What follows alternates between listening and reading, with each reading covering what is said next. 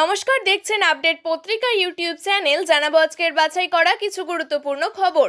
প্রধান সংবাদগুলি জানার আগে শুরুতেই সংবাদ শিরোনাম। পেহেলগাঁও কাণ্ডে প্রতিশোধের আগুনে ফুঁসছে দেশ, এর মাঝেই বড় বিবৃতি দিয়ে দিল ইরান। কাশ্মীরে নিহত বিতানের স্ত্রী সোহিনী বাংলাদেশের নাগরিক, দাবি ভাসুরের। বিকাশ নিয়েছেন 25 লক্ষ, শামীম 7 লক্ষ, তারপরেও কেন? সিপিএম নেতা নেত্রীদের ছবি দেখিয়ে কি বললেন কুণাল?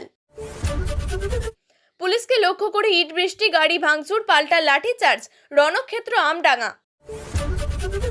বাপের বেটা হলে ভূমিপুত্রকে প্রার্থী করো। মসজিদে ঢুকে স্লোগান, বিতর্কিত পোস্টার দেখিয়ে হুমকি, বিজেপি বিধায়কের বিরুদ্ধে অভিযোগ দায়ের। আমি হিন্দু হৃদয়ে স্থান নিয়ে নিয়েছি, মুর্শিদাবাদ হিংসা বিধ্বস্ত এলাকায় গিয়ে বললেন শুভেন্দু। সবার উপরে জীবন, পেহেলগাঁও হামলায় নিহতদের পরিবারকে একাধিক সাহায্য ঘোষণা মুখ্যমন্ত্রীর। এবার আসছে বিস্তারিত খবরে। পেহেলগাঁও হামলার পর প্রতিশোধের আগুনে ফুঁসছে গোটা দেশ। ভারত পাকিস্তানের মধ্যে উত্তেজনার মাঝেই এবার বড় পদক্ষেপ ইরানের। জঙ্গি হামলায় 26 জন পর্যটকের মৃত্যুতে তীব্র ক্ষোভে ফেটে পড়ছে ভারতীয়রা, যার আঁচ ইতিমধ্যেই দেশের গণ্ডি পেরিয়ে ছাড়িয়েছে গোটা বিশ্বে। ভারত এবং পাকিস্তানের মধ্যে উত্তেজনাপূর্ণ পরিস্থিতির মধ্যে আন্তর্জাতিক মহল থেকেও প্রতিক্রিয়া আসতে শুরু করেছে। ইরান এবং সৌদি আরব দুই প্রতিবেশী দেশকে সংযম প্রদর্শন এবং উত্তেজনা প্রশমনের আহ্বান জানিয়েছে। ইরানের বিদেশমন্ত্রী সৈয়দ আব্বাস আগারচি একটি সোশ্যাল মিডিয়া পোস্টে জানান, ভারত এবং পাকিস্তান আমাদের প্রতিবেশী এবং তাদের সঙ্গে আমাদের শতাব্দী প্রাচীন সাংস্কৃতিক এবং সভ্যতার সম্পর্ক রয়েছে। অন্যান্য প্রতিবেশীর মতো ইরানের কাছে ভারত এবং পাকিস্তানের বিশেষ অগ্রাধিকার রয়েছে। তিনি আরও বলেন, বর্তমানে যে উত্তেজনাপূর্ণ পরিস্থিতি তৈরি হয়েছে সেখানে ইসলামাবাদ এবং নয়াদিল্লির মধ্যে আরও ভালো বোঝাপড়া তৈরি করতে ইরান কূটনৈতিকভাবে সব রকম সাহায্য করতে প্রস্তুত। কাশ্মীরে বেড়াতে গিয়ে জঙ্গিদের গুলিতে খতম হওয়া পাটুলির বিতান অধিকারী স্ত্রী সোহিনী অধিকারী বাংলাদেশি, এমনটাই দাবি তার ভাসুরের। অপরদিকে সোহিনীর দাদার দাবি, তার বোনকে নিয়ে যে অভিযোগ উঠেছে তা সবটাই মিথ্যা।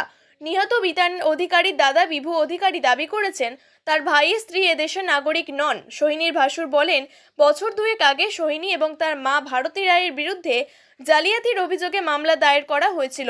সেই মামলা এখনও বিচারাধীন। ভারতী দেবী বাংলাদেশে চলে গিয়েছেন, কিন্তু তার মেয়ে এদেশেই রয়ে গিয়েছেন। তাদের দাবি, তার ভাইয়ের কাছে নিজের পরিচয় গোপন করে সোহিনী বিয়ে করেছিল। সোহিনী নাকি দুটো জন্ম শংসাপত্রও রয়েছে। সে বাংলাদেশের নাগরিক, পরে এদেশের ভোটার কার্ড, আধার কার্ড ইত্যাদি তৈরি করেছে। এগুলোর নাকি প্রমাণ মিলেছে ভুয়ো বলে। সোহিনী এর আগে বিতানের সঙ্গে আমেরিকায় ছিলেন। সোহিনীর ভাসুর আরও চাঞ্চল্যকর অভিযোগ করেন, মৃত ভাইয়ের নামে ক্রাউড ফান্ডিং হচ্ছে, যেখানে অন্যদের অ্যাডমিন করে অর্থ তোলা হচ্ছে এবং ভাতিবধূর ব্যাংক অ্যাকাউন্টে যোগ করার কথা রয়েছে। তাতে পুরো ঘটনাতে তিনি খুবই বিস্মিত। এর আগে বুধবার কলকাতার বিমানবন্দরে দাঁড়িয়ে শহীদের ছেলেকে কোলে নিয়ে শুভেন্দু অধিকারী বলেন, তার ছেলের দায়িত্ব তিনি নিচ্ছেন। এদিকে নিহত বিতানের নামে ক্রাউড ফান্ডিং এবং বেনিফিশিয়ারি হিসাবে সৈনিক নাম থাকা নিয়ে শুরু হয়েছে বিতর্ক।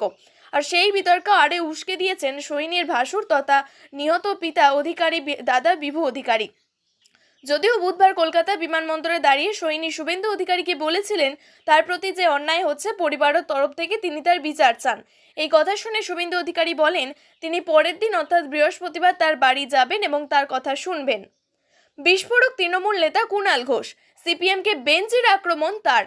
একজন তাবড় সিপিএম নেতা কর্মীর ছবি দেখালেন তিনি।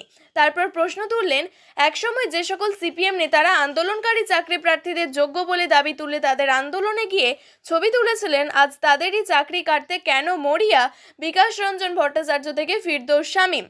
এদিন মীনাক্ষী, সেলিম, সুজন চক্রবর্তীর ছবি দেখিয়ে প্রশ্ন তোলেন কুণাল ঘোষ। বস্তুত শুক্রবার নজিরবিহীন ঘটনা ঘটে কলকাতা হাইকোর্টে। সুপার নিউমেরারি পোস্ট সংক্রান্ত মামলায় দ্রুত রায় দেওয়া হচ্ছে না কেন, এই প্রশ্ন তুলে কলকাতা হাইকোর্টের বাইরে আন্দোলন করেন একদল চাকরি প্রার্থী। শোনা যায় আইনজীবীদের বিরুদ্ধে স্লোগান, বিচারপতিদের বিরুদ্ধে স্লোগান। আর এবার এই নিয়ে বিক্ষোভের পাশে দেখা গেল তৃণমূল নেতা কুণাল ঘোষকে। আজ কুণাল বলেন, এসএলএসটি শিক্ষা, শারীরশিক্ষা এবং কর্মশিক্ষা চাকরি প্রার্থীদের কেন্দ্র করে হাইকোর্টে একটি ঘটনা ঘটে। প্রতিনিধিরা দেখা করতে আসেন, এদের অবিলম্বে নিয়োগে যে স্থগিতাদেশ আছে তা তুলে নেওয়া উচিত। এরা সকলেই যোগ্য। সিবিআই এর কোনো অভিযোগ নেই, সেই কারণে মুখ্যমন্ত্রী রেকমেন্ডেশন লেটার দিয়েছেন। এরপরেই একে একে ছবি সংবাদ মাধ্যমে কুণাল দেখিয়ে বলেন, এরা যখন ধর্নায় ছিলেন তখন মোহাম্মদ সেলিম কি করছিলেন, লজ্জা করে না? বিকাশ ভট্টাচার্য আবার চাকরি আটকাচ্ছেন। সুজন চক্রবর্তী এদের ধর্নায় বসে আছে, যিনি এদের চাকরির জন্য 6 জানুয়ারি 2021 মুখ্যমন্ত্রীকে চিঠি দিয়েছেন যাতে এদের চাকরির জন্য। আর বিকাশ হাইকোর্টে চাকরি আটকাচ্ছে, কত বড় 2 নম্বরই। তিনি এও বলেন, বিকাশ রঞ্জন ভট্টাচার্য একসময় এনাদের পক্ষে ছিলেন, 27 লক্ষ টাকা নিয়েছেন। আজ বাধা দিচ্ছেন বিকাশ রঞ্জন ভট্টাচার্য। উনি বলছেন, টাকা নিয়ে কাজ করেছি, কিন্তু এটা কোন পেশাদারিত্ব? যাদের থেকে টাকা নিয়ে কাজ করেন তাদের চাকরি আটকাতে মামলা করেছেন। পথ অবরোধকে কেন্দ্র করে রণক্ষেত্র আমডাঙ্গা, বিভিন্ন জায়গায় দফায় দফায় পথ অবরোধ। বিক্ষোভকারীদের হটাতে গেলে পুলিশকে লক্ষ্য করে ইট বৃষ্টি, পুলিশের গাড়ি ভাঙচুর করা হয়, পাল্টা লাঠিচার্জ করে পুলিশ। পরে বারাসাত পুলিশ জেলা উচ্চপদস্থ আধিকারিকরা গিয়ে আশ্বাস দিলে অবরোধ ওঠে। এই ঘটনায় ফের আমডাঙ্গা থানার আইসির ভূমিকা নিয়ে সরব হয়েছেন আমডাঙ্গা তৃণমূল বিধায়ক রফিকুর রহমান। বিধায়কের দাবি, আইসির প্ররোচনাতেই গন্ডগোল বাঁধে শান্তিপূর্ণভাবে অবরোধ করেছিলেন গ্রামবাসীরা। পুলিশ লাঠিচার্জ করায় পরিস্থিতি উত্তপ্ত হয়ে ওঠে। বিধায়কের দাবি, থানায় গিয়ে আইসির সঙ্গে তার বাদানুবাদ হয়। আইসির বিরুদ্ধে গ্রামবাসীদের সঙ্গে দুর্ব্যবহারের অভিযোগ করেন তৃণমূল বিধায়ক। 2024 সালে আগস্টে আমডাঙ্গার খুড়িগাছিতে বোমাবাজি হয়। ঘটনার পরের দিন এই গ্রামে গুলিবিদ্ধ হয়েছিলেন এক যুবক। সেই ঘটনায় 13 জনের নামে এফআইআর করা হয়। সেখানেই ছিল তৃণমূল পঞ্চায়েতের সদস্য রাকিবুল মণ্ডলের নাম। পুলিশ সূত্রে দাবি, রাকিবুলের বিরুদ্ধে বোমাবাজি এবং অস্ত্র আইনে মামলা দায়ের করা হয়েছিল। তার বিরুদ্ধে এক ব্যক্তিকে গুলি করার প্রত্যক্ষ প্রমাণ রয়েছে। প্রায় 7-8 মাস ধরে বেপাত্তা ছিলেন রাকিবুল। এরপর কদম্বগাছি থেকে তাকে গ্রেপ্তার করা হয়। আমডাঙ্গা তৃণমূল বিধায়ক রফিকুর রহমান বলেছেন, যে কেসে ধরেছে বলছে সেই কেসে দিলে আইনি লড়াই লড়বে এবং জামিন পাবে, কিন্তু ওকে যদি ইচ্ছাকৃতভাবে এনডিপিএস দেওয়া হয় সেটা মানুষ মেনে নেবে না। এরপর ধৃত পুলিশকে হেফাজতের। এখনো 1 বছর বাকি বিধানসভা নির্বাচনের। বাংলায় বিধানসভা নির্বাচন 2026 সালে। এখন থেকেই সব রাজনৈতিক দল প্রস্তুতি নিতে শুরু করে দিয়েছে। তার মধ্যেই নানান ইস্যু এখন সামনে এসে গিয়েছে, ফলে রাজ্য রাজনীতি সরগরম। একই সঙ্গে কাশ্মীরে পেহেলগাঁও এলাকায় ভারতীয় পর্যটকদের গুলি করে হত্যা করেছে জঙ্গিরা। আইএসএফ বিধায়ক নওশাদ নানান সভা সমাবেশ থেকে বলেছেন, 2026 সালে বিধানসভা নির্বাচন আছে, তাতে তৃণমূল কংগ্রেসকে বহু আসনে হারাবে। কিন্তু সেটা কেমন করে তা খোলসা করেননি, তবে পাল্টা জবাব ধেয়ে এসেছে। নওশাদকে সরাসরি চ্যালেঞ্জ ছুড়ে দিয়ে তৃণমূল কংগ্রেসের বিধায়ক শওকত মোল্লা বলেন, যদি বাপের বেটা হয়ে থাকো তাহলে 2026 সালের বিধানসভা নির্বাচনে ভাঙড়ের ভূমিপুত্রকে প্রার্থী করো। নওশাদ সিদ্দিকীকে এই ভাষাতেই চ্যালেঞ্জ ছুড়লেন ক্যানিং পূর্বের বিধায়ক। আর তা নিয়েই এখন সরগরম রাজ্য রাজনীতি। এখন ভাঙড় এলাকা কলকাতা পুলিশের অধীনে এসেছে। তার আগে যতগুলি নির্বাচন এখানে হয়েছে সবকটাতেই হিংসা দেখা গিয়েছিল। আইএসএফ এর সঙ্গে তৃণমূল কংগ্রেসের লড়াই প্রায় রোজই হতো এখানে। এখন অনেকটাই কমেছে, কিন্তু পুরো নির্মূল হয়নি। যদিও শওকত মোল্লার বক্তব্য, আসন্ন বিধানসভা নির্বাচনে ভাঙড় থেকে 1 লক্ষর বেশি ভোটে জয়ী হবে তৃণমূল কংগ্রেস। সরকারি স্ট্রিট লাইটের উদ্বোধনে এসে নির্বাচনের দামামা বাজালেন শওকত। তবে কাজের প্রতিশ্রুতিও শোনা যায় শওকতের কণ্ঠে। বিধানসভা নির্বাচনের আগে গোটা ভাঙড়ে পথবাতির ব্যবস্থা করা হবে বলে জানান বিধায়ক।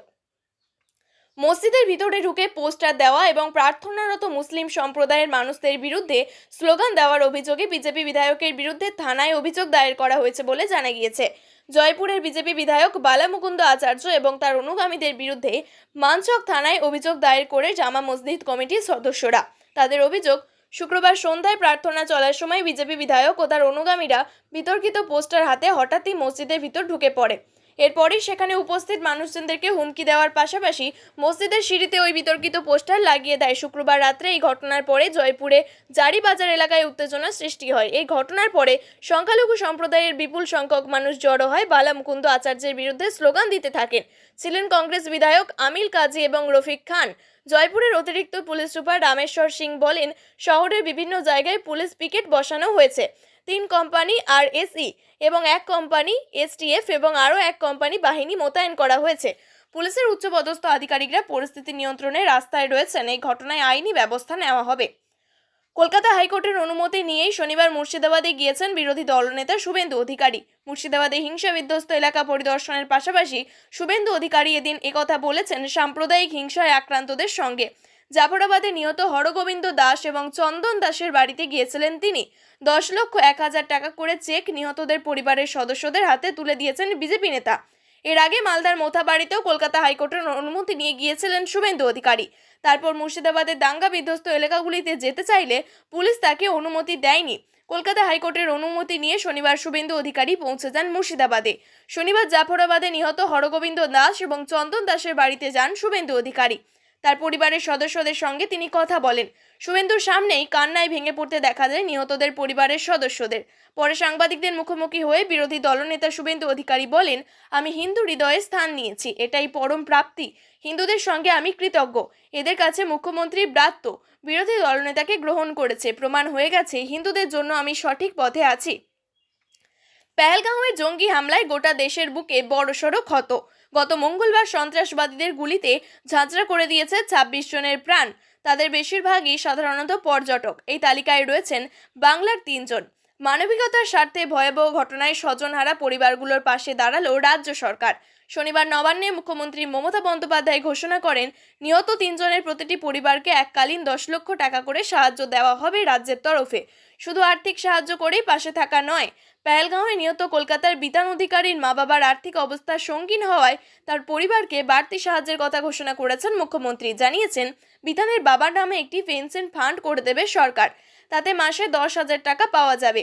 এছাড়াও বিতানের মায়ের নামে স্বাস্থ্যসাথী কার্ড করে দেওয়া হবে। এছাড়া বেহালা এবং পুরুলিয়ায় নিহতদের পরিবারের কেউ সরকারি চাকরি চাইলে তার ব্যবস্থা করে দেবে রাজ্য সরকার। এইসবই জানালেন মুখ্যমন্ত্রী নিজেই।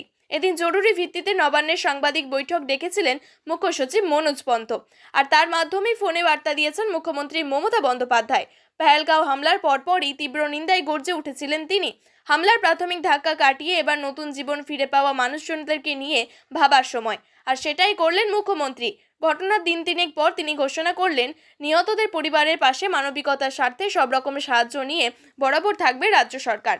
ভয়াবহ এক অভিজ্ঞতা তো জীবনের স্বতঃস্ফূর্ত চলন থামিয়ে দিতে পারে না, তাই জীবনের স্বার্থেই ফিরতে হবে রোজকার ছন্দে।